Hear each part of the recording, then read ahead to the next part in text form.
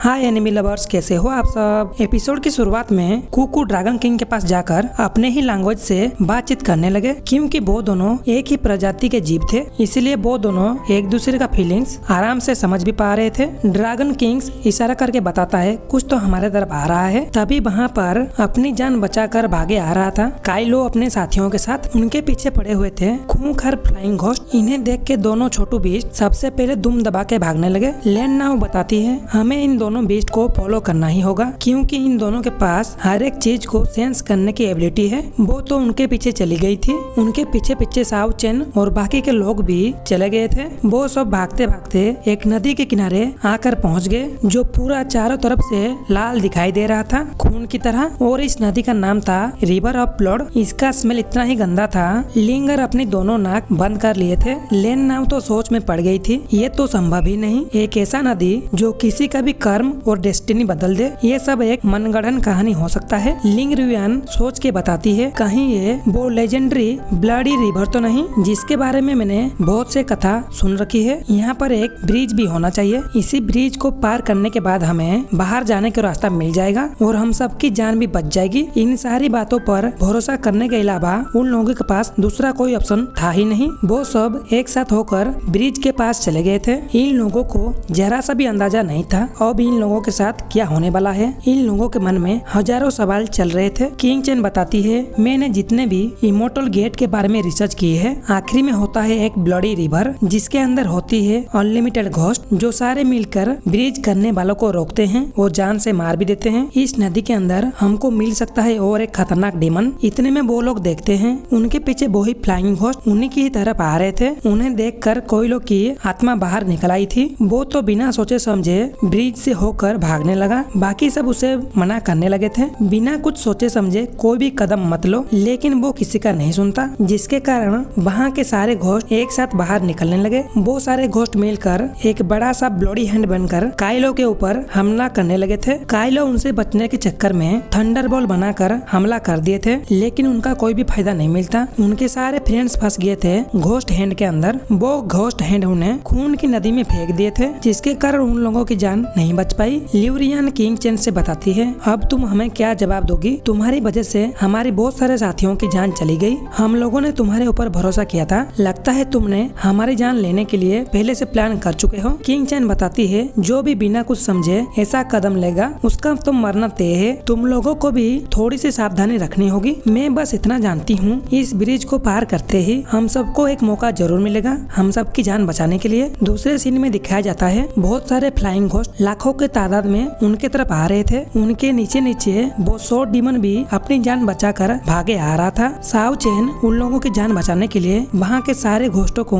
मारना शुरू कर दिए थे। उसके पीछे लिंगर भी आ टपकी। वो सब अपने अपने दुश्मनी को भुलाकर एक दूसरे के हेल्प कर रहे थे। एक टाइम तो ऐसा भी आता है लैंड नाउ ने शॉर्ट डीमन की थोड़ी सी हेल्प कर दी उसकी जान बचाने के लिए। वो शॉर्ट डीमन भी चौंक सा गया था, आज मेरी दुश्मन मेरी ही हेल्प कर रही है। तभी वो लोग देखते हैं सामने से डीमन की पूरी फौज आ रही थी। साओ चेन तो किंग चेन को पकड़कर पूछने लगा अब तुम पूरी बात बताओ, जो कुछ भी तुम जानती हो इस ब्लडी हैंड के बारे में, जो भी जानती हो जल्दी से बताओ। किंग चेन बताती है ना मैंने ब्लडी हैंड के बारे में कोई पढ़ा है ना कहीं से सुना है, मुझे इसके बारे में कुछ भी पता नहीं। मैं जो भी जानती थी मैंने सब कुछ तुम लोगों को बता दिया। इससे बेहतर ये होगा खुद से ही कोई रास्ता निकालो। तभी उन लोगों के पीछे एंट्री मारता है हमारे 9 ड्रैगन। उसकी खतरनाक लाइटिंग की वजह से बहुत सारे फ्लाइंग घोस्ट मारे गए थे। सारे लोग उसे देखते ही डरने लगे, कहीं यह ड्रैगन उन लोगों के ऊपर अटैक न कर दे। लेन ना उसे आता हुआ देखकर कहती है उसके रास्ते से हट जाओ, नहीं तो हमें और भी मुसीबत में पड़ जाएंगे। लेकिन वो ड्रैगन इन लोगों के ऊपर से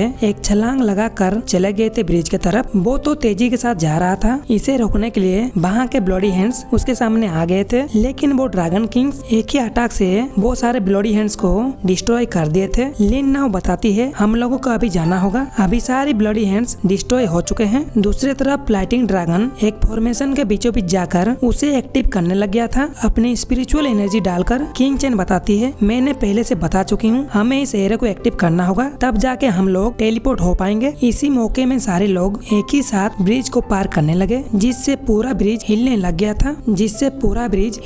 गया था। वो ब्रिज इतना कमजोर हो गया था कि किंग चेन का पैर ब्रिज में फंसकर वो तो नीचे को गिरने लगी थी। वो तो टपक जाती, लेकिन साओ चेन उसके हाथ पकड़ लिया था, जिसके कारण उसकी जान बच गई थी। किंग चेन को तो यकीन ही नहीं होता। साओ चेन ने उसकी जान बचा ली। साओ चेन कहता है जल्दी यहाँ से निकलो, नहीं तो सच में मारी जाओगी। वो सारे फ्लाइंग घोस्ट भी तेजी से आ रहे थे हम सब की जान लेने के लिए। वो सब तो भागते भागते उसी फॉर्मेशन में पहुंच गए थे, लेकिन उन्हें पता ही नहीं था इस एरिया को एक्टिव कैसे करे। तभी कोको खुले आंखों में कुछ सपना देखने लगे। उसी चीज को हासिल करने के लिए कोको किसी को कुछ भी बिना बताए चली गई थी। इधर वो शॉर्ट डीमन सबको पूछ रहा था ये तो एक टेलीपोर्ट एरा है, लेकिन ये अब तक क्यों एक्टिव नहीं हुआ। तभी लियो को नजर आ गया था वहाँ पर गिरा हुआ कुछ बूंदे खून को। वो तो समझ गया था इस एरिया को एक्टिव करने के लिए खून की सेक्रीफाइस देनी होगी, तब जाके इस फॉर्मेशन को एक्टिव कर पाएंगे। वो कहता है सारे लोग थोड़ा सा अपने अपने खून यहाँ पर सैक्रिफाइस करो। वो सबको कहता है सारे अपने अपने थोड़ा सा खून यहाँ पर डालो, तब जाके इस एरिया को हम लोग एक्टिव कर पाएंगे। वहाँ पर सारे लोग भी ऐसा करते हैं, अपने अपने हाथ काट कर थोड़ा थोड़ा सा ब्लड सैक्रिफाइस कर देते थे। साओ चेन के वो तीनों भूतिया फ्रेंड्स भी अपना हाथ काट कर ब्लड सैक्रिफाइस करने लगे, लेकिन उन्हें पता ही नहीं था वो तो पहले से ही भूत बन चुके हैं। फिर भी वो एरा एक्टिव हो गया था, उसे काफी ब्लड मिल चुकी थी। वो एरा एक्टिव होकर चालू हो गया था, लेकिन वो फॉर्मेशन अचानक रुक सी गई थी। मिस्टर लियू तो हैरान से हो गए थे। वो तो सोच ही नहीं पाए इस एरे को और क्या क्या चाहिए भाई एक्टिव होने के लिए। वो लोग चारों तरफ को देखते हैं, फॉर्मेशन की पावर खत्म सी हो गई थी। वो लाइटिंग ड्रैगन इतना पावरफुल था कि उसने इस फॉर्मेशन को एक बार एक्टिव किया, इसकी सारी पावर खत्म सी हो गई थी। ये लोग तो ऐसे ही परेशान थे। वहाँ पर और एक खूंखार मॉन्स्टर तबाही मचाते हुए आ गया था। मुझे तो वो मार्बल की शटर की तरह लगने लगा। उसके हाथों में एक स्वॉर्ड भी थी, जिसके कारण वो डीमन और भी खतरनाक लग रहा था। तभी कोको को दिखाया जाता है जो उस डीमन की सर के ऊपर से होकर एक ट्रेजर को लेकर आ रही थी। इधर वो मॉन्स्टर चारों तरफ को हाहाकार मचा रहा था। कोको बेचारी डर के मारे अपनी जान बचाकर भागी रही थी। कोको को खतरे में देखकर साओ चेन अपने होश खो बैठा। वो भला अपने दोस्तों को कैसे खतरे में छोड़ सकता है। वो एक डिसीजन लिए कि वो कुछ भी करके कोको को वापस लेकर आएंगे। साओ चेन कहता है मैं कुछ भी करके कोको को वापस लेकर आऊंगा, मेरे इंतजार करना। वो इतना कह के चल दिए थे कोको को बचाने। रुयान कहती है फॉर्मेशन एक्टिव होने वाला है, तुम बाहर मत जाओ। इधर कोको के ऊपर एक के बाद एक अटैक होने लगा था। कोको का साइज छोटा होने की वजह से उसे एक भी अटैक नहीं लग पा रहा था। वो डीमन क्या काम था, इतने में वहाँ पर बहुत सारे फ्लाइंग घोस्ट लाखों की तादाद में वहाँ पर आने लगे। साओ चेन तो बेचारा सोच रहा था कोको को क्या ऐसा मिल गया जो अपनी जान की बाजी लगा दी। इतने सारे फ्लाइंग घोस्ट को देखकर सोड डीमन कहता है अगर हम लोगों की जान बचानी है सबसे पहले इन सारे फ्लाइंग घोस्ट को मारना ही होगा। लेकिन लेन नाओ अपनी एक सीक्रेट टेक्निक को यूज करने वाली थी। इससे अलावा उनके पास दूसरा कोई और भी रास्ता नहीं था। उसके पास ऐसा एक पावर था जिससे वो टाइम को भी रोक पाएगी। जैसे ही वो उस पावर को एक्टिव करती है वहाँ पर टाइम के साथ साथ सारी चीजें भी रुक सी गई थी। इधर साओ चेन को भी थोड़ी सी टाइम मिल गया था कोको को बचाने के लिए। वो तो कोको को ढूंढ ढूंढ के चिल्ला कर कहने लगा कोको तुम जहाँ पर भी हो मेरे पास जल्दी आ जाओ। कोको तो ये सुनते ही वो तुरंत साओ चेन के पास आ ही गए थे। साओ चेन कोको से पूछता है तुम्हें ऐसा कौन सा ट्रेजर मिल गया जो तुम इतने बड़े प्रॉब्लम में पड़ गए, कहीं ये ट्रेजर उस फॉर्मेशन को एक्टिव करने के लिए तो नहीं। कोको भी हाँ में नोट भर दिया था क्योंकि उसी ट्रेजर के अंदर पावर की कमी नहीं थी। तभी उन लोगों को लेन लाओ की पावर दूर से साफ साफ दिखाई दे रहा था। साओ चेन समझ जाता है मेरे पास टाइम की बहुत ही कमी है, मुझे जल्द से जल्द वहाँ पर पहुँचना ही होगा। वो हेडलेस डीमन भी उस पावर को देखकर गुस्से में बिलबिला सी गया था। वो भी उस फॉर्मेशन की तरफ बढ़ने लगा। उसी फॉर्मेशन को तबाह करने के लिए साओ चेन समझ गया था कुछ भी करके उसे इसी डीमन से पहले वहाँ पर उसे पहुँचना ही होगा, नहीं तो ये लोग हमेशा के लिए यहाँ पर फंस जाएंगे। इसके साथ इनकी जान भी जा सकती है। साओ चेन में तेजी से भागे जा रहा था उस डीमन से बचते बचाते। तभी उनके सामने एक बड़ा सा स्टोन उड़ते हुए आ गया था। इससे बचने के लिए साओ चेन एक पावरफुल पंच जड़ दिए थे उसी स्टोन के ऊपर, जिसके कारण वही स्टोन चूर चूर हो गए थे। फाइनली साओ चेन आ गया था उसी डीमन से भी आगे। इतने में वो डीमन एक खतरनाक सा अटैक एक्टिव करने लगा उसी फॉर्मेशन को खत्म करने के लिए। इधर लेन नाव की भी पावर खत्म होने लगी थी। वो भी काफी टाइम से समय को रोक रखे थे। वो अभी धीरे धीरे कमजोर होने लगी। उसकी पावर कमी होने की वजह से सारे डीमन के साथ साथ सब कुछ भी धीरे धीरे आजाद होने लगा। इधर साओ चेन भी भागते भागते थोड़ा सा थक से गए थे। फिर भी वो उसी पावर